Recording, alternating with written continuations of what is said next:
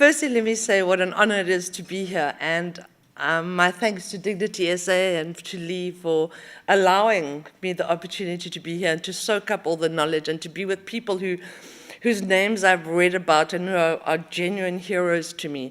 And in fact, when I left home, my children said to me, "Mom, don't be a groupie." So I'd appreciate it if people like Willem and Sylvan and Deirdre just played my whole groupiness down a little bit. Let me tell you a little bit about myself. I come from a very loving, big, loud, supportive family. I have siblings that bring me so much joy and they provide me with so much inner strength. And obviously I have two perfect children who are not only good looking but brilliant. And I even have a new daughter-in-law who I've recently just stopped calling that woman who stole my son. I also share a home with a partner and best friend who, while he may not support my cause 100%, is exceptionally supportive of me. And no story about me is completed unless I tell you that I am a mother to two of the most beautiful Vietnamese potbelly pigs, Hamlet and Othello. All right, I'll give you a quick, brief medical history, and I'm going to keep it brief because I'm bored with my medical history, and I don't want your eyes to glaze over and you fall asleep at your desk. I was diagnosed with colon cancer in 2007. And statistically, I should not be standing here today. My diagnosis is now, my cancer has metastasized. I am now stage 4, which is viewed as terminal. My doctor says I'm just simply too stubborn to die.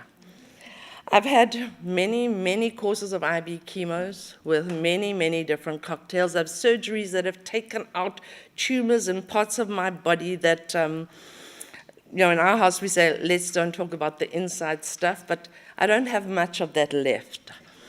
I've had surgeries that replaced some of that inside stuff, and I didn't even know you could do that. I've had clinical trials and experimental protocols. I've lost my hair, and bald is not a good look on me.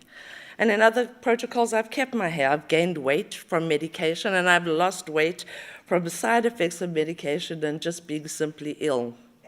In order to monitor the progress of my treatments, or lack of progress of my treatments, obviously, I've had PET scans, MRIs, CAT scans, sonars, X-rays, mammograms, and a range of regular blood tests. I've gone through the whole range of emotions, from anger, denial, disbelief, despair, and those occasionally just feeling very, very sorry for myself. Most days I have this joy to be alive, and other days I pray for the bus to knock me over and kill me instantly so that this can all stop. I've had all the side effects you've heard about: the vomiting, the bleeding, the mouth and other ulcers, peripheral vision loss, which makes driving a lot of fun, center of nerve endings that make just typing on a keyboard absolute agony, itchy skin that makes you want to scratch yourself until you bleed and bruise. Pain? Have I mentioned pain? Oh, let me. Pain that is so agonizing that you double over and cry out in agony. Headaches that are blinding. Chemo hands and feet that make you want to wear the softest cashmere gloves, even in summer. And slippers, especially to work. And then, of course, my personal favorite, which is jokingly referred to as chemo brain, except there's nothing funny about it, and especially to a control freak like myself. I'm going to spare telling you all about the emotional and mental stresses that you go through, and that includes concern and worry about your family and your loved ones and how your cancer affects them, because cancer is not a solitary thing. Cancer is not just about me. It is about all the people who care about me. The financial stresses and burdens, the difficult decisions you have to make on a daily basis for what's happening today and for just in case. Are you bored with my whining? I hope not, because I'm not finished yet. Yesterday, one of our speakers said, spoiler alert, healthcare is a human right. And I couldn't agree with you more. And so I have to touch on healthcare in South Africa. And you heard from Catherine today, and I am in awe of our South African doctors, the majority of them anyway. It's a sensitive topic for me because you must remember, I must go back to these hospitals. I need to go back and be treated by these people.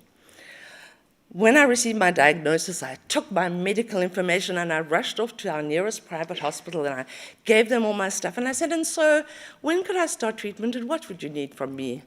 And the lady looked at me and said, no problem, ma'am. If you could just bring us 120,000 Rand up front, we'll start your first round of treatment. And that won't cover it, but it will get you started. And I put on my best smile and I said, no problem, thanks so much, I'll get back to you. And I rushed back to the state hospitals. It's no secret that our state hospitals are underfunded, understaffed, and sadly, in many cases, just simply mismanaged. You would have seen on TV that it can take in some hospitals 6 months from your diagnosis to your first treatment. We have cancer, we don't have 6 months to wait for our first treatment. And then when you start treatment, the MRI machines are broken for months. Recently in Port Elizabeth, our lifts were not working for 2 weeks. Not such a big deal, except that oncology is on the 8th floor. If you're not well enough to walk up those stairs to the 8th floor, forgo your treatment now. And when our lifts are finished, you can come right back again. We have cancer. We don't have time. And then when you do get your treatment, sometimes your particular cocktail, it's not available. And as you lie on the floor writhing in agony, they offer you Panado, because that's what they have.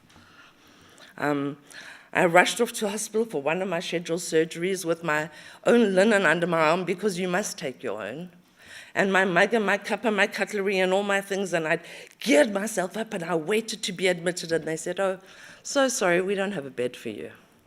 I'd waited 6 months for my surgery. I am fortunate is that I was in a position where my family cashed in insurance policies, my friends lent and gave me money so that I could go to a private hospital to get the treatment that I needed and the operation that I had to have. Let's talk about dirt. And I'm not talking about simple dust and grime. I'm talking about filth. I'm talking about mold that is growing on the walls. My father was admitted to hospital, and we as a family took in bleach and domestos and washed his walls so that he simply did not die from infection after his surgeries. We have a beautiful hospital in Port Elizabeth that has beautiful marble floors and fancy entranceways and no blankets. I had to attend to hospital recently as I was quite ill, and I had to wait 9 hours to see a doctor. And I was lucky. I could still stand, and I had to stand because there were no chairs. There are patients who wait in the passengers for days before a ward is available for them. And they have to, because if they leave, they lose their place and they start all over again. The oncology ward where I attend has toilets that are out of order for 3 months. You're talking about oncology patients who are vomiting. It's not acceptable. And yet in all this, there are doctors, there are nurses, there are support staff that are so dedicated. They are so committed. They are so caring. Can you imagine what it is like to work in those conditions? Can you imagine what it is like to go in wanting to care for these people and you don't have the facilities, you don't have the resources? Doctors who come in and work double shifts to see hundreds of patients every single day. And I mean hundreds every single day.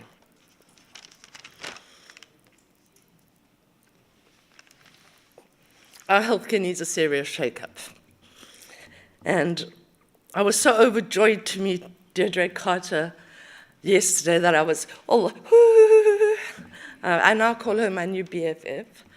And Deirdre is bombarded with complaints continuously from people. She gets people sending her photographs of the bad facilities, and I'm so grateful to you, Deirdre, for all that you do, and for the fact that you are on our health minister's back every single day to try and improve the situation. And yet, there's always something to be grateful for. And I am very grateful to Dignity SA for the work that they have done, and I'm very grateful to them for allowing me an opportunity to be able to tell my story. They have allowed me to be involved in interviews and to speak up. My parents are ministers of religion. My stance on assisted dying is obviously very, very hard for them. And yet again, they are so supportive of me. My father always said to me, you speak up even if your voice shakes, even if it is controversial, and even if I don't like it. And I'm so grateful to him for that lesson. And because of opportunity that Dignity SA have given me to be able to tell my stories, I've been able to be involved in documentaries, telling our story where, Willem Landman was one of our, also involved in that, and that was such an honor for me. I've been able to do documentaries for overseas and to be interviewed by newspapers and press, and again, it is not about me. My partner said to me, do you really want to be the death with dignity girl? And no, I don't, but if that's what it takes, then that's what I'm going to do. I don't want to die. Look at my children, they're fabulous. One day my son will eventually, finally give me more than a grand dog and finally a grandchild. My daughter, who's 23 and absolutely beautiful, will find the man of her dreams and get married, and I want to be there.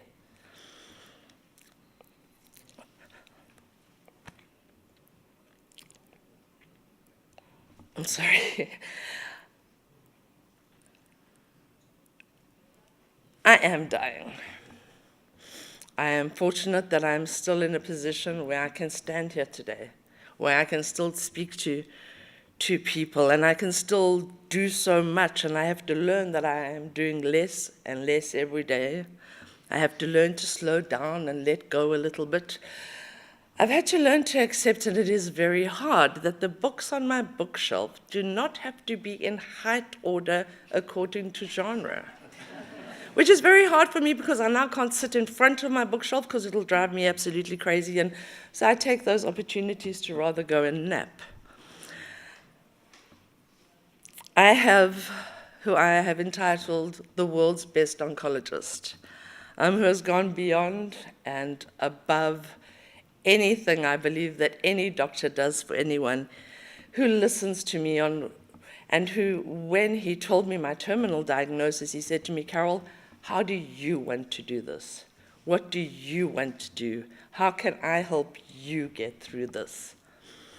And I can't express my gratitude to him for all that he has done for me.